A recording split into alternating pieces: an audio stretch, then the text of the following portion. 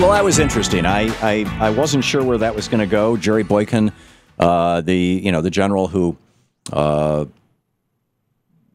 fundamentalist Christian and spoke out rather harshly against Islam back in the day. I mean, I think this was in 2001, 2002, when a lot of us were saying things that were perhaps a little imprudent. I mean, I wasn't going off like, oh my God, the Muslims, but by a lot of us, I mean, many Americans, they were frightened. They didn't know how to respond. I was half expecting that I was going to end up in a fight with the guy or a debate. But I really genuinely wanted to understand his point of view. And I think we captured that. The most interesting part of General Boykin's point of view is the talking point that I heard last night on my TV show when I had two conservatives on that I was debating.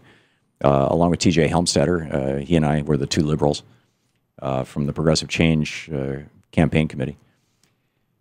And that is that their concern about pretty much anything the federal government does right now has to do with President Obama being in the White House. And then to go on and say, well, it's because the IRS is cracking down on conservatives. Well, that's been debunked. But bless his heart, General Boykin doesn't know that. I mean, it's been completely debunked.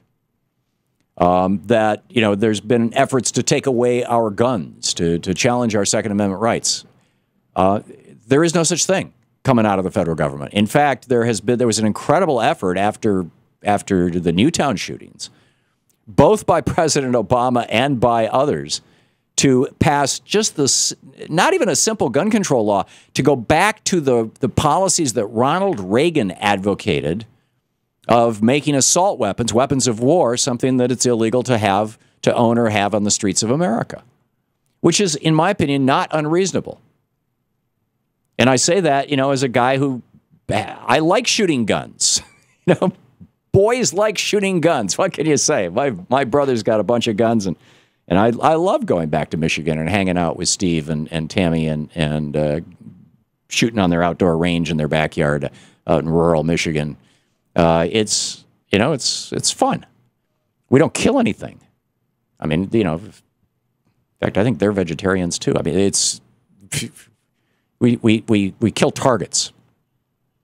But there has been no effort by this administration to abrogate the Second Amendment. Just this whole list of things that, and it's almost like okay, they want to violate the Second Amendment. They want to they're abusing the IRS. They're this list of stuff that they come up with and then point to Obama is all right-wing hate radio and Fox News talking points that are, to the best of my knowledge, I mean, correct me if I'm wrong, just completely false. As Ronald Reagan said, only he was speaking of liberals, it's not what they know that's a problem. It's what they believe they know, but isn't true. I'm paraphrasing, but it's damn close to that. And so, that's, anyhow, that was a fascinating conversation.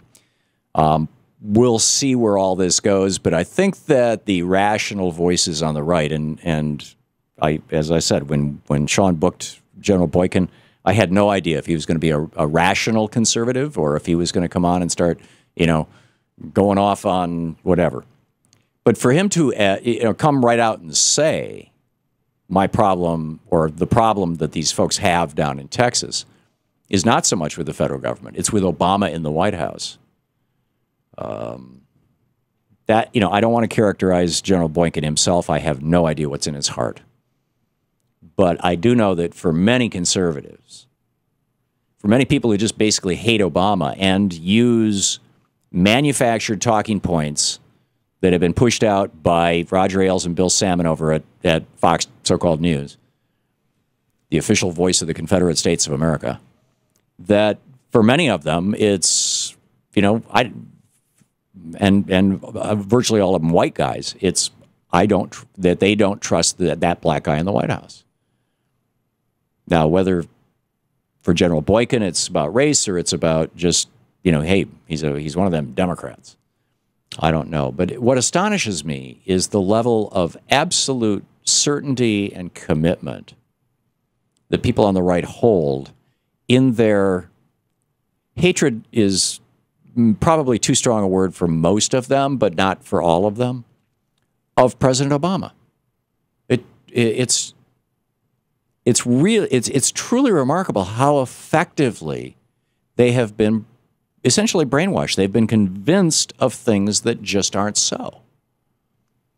And now we see, this Benghazi thing with Hillary Clinton. This is going to play out. Trey Gowdy has set this thing up so that his committee isn't even going to be doing the investigations until the election is really rolling on next summer. I mean, literally a year from now. Just in time for the fall election, right? Just in time to try to cut the knees out from underneath Hillary Clinton.